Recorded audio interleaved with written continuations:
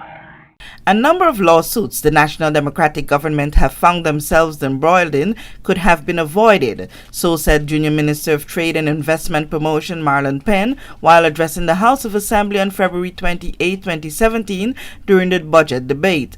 Honorable Penn opined that many of the lawsuits filed and won against the government could have been avoided, while he urged that the newly established arbitration center be utilized to curtail further legal challenges.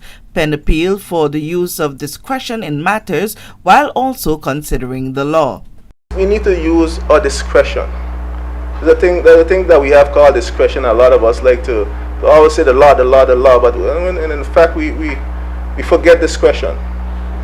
You know, and that lack of discretion sometimes gets us in a situation that we could have avoided. Case with Delta, for instance, that's a case that we could have avoided. There's a lot of such cases that are on the books. We're looking at liabilities in the range of $20, $50, $100 million in some cases. This is huge liabilities for our country and for our people. And we cannot allow individuals to continue to put the government in a position like this. So we have to really use better judgment in terms of how we seize public property, how we engage in doing our work as law enforcement. In addition to putting undue strain on taxpayers, Penn expressed concern about the creation of unhealthy relationships with the private sector. We're creating a really unhealthy relationship with a lot of the industries in which we're policing.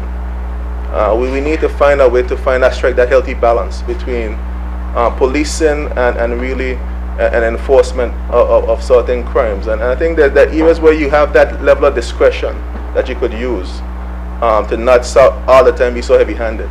And you see the result of this. You see the cases that go to the court and we lose many of these cases because of a heavy-handed approach.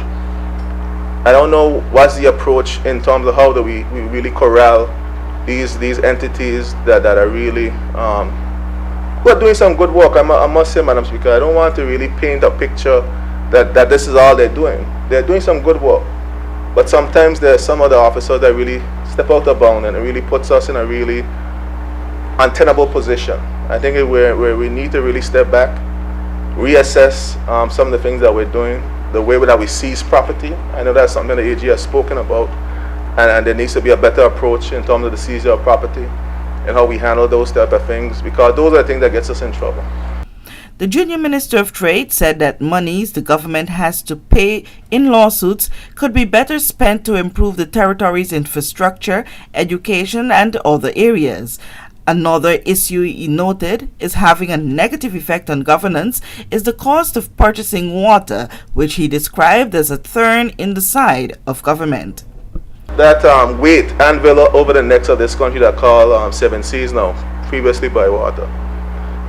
Madam Speaker, over the past 10 years, I'm going from numbers from 2006 to 2017. Over the past 10 years, we have spent over $164 million for water production. Over the last 10 years, we've either run $103 million in the gut somewhere. $103 million could have gotten us our secondary school. $103 million that could have fixed every road in the BVI and paved it with gold. $103 million that could have addressed the issues that we have with healthcare and health services in this country, or social services. $103 million, Madam Speaker, that could have started to address all the major structural and infrastructural issues that we have in this country. Finding a way to create the efficiencies within the water and sewage department is a must, according to Penn.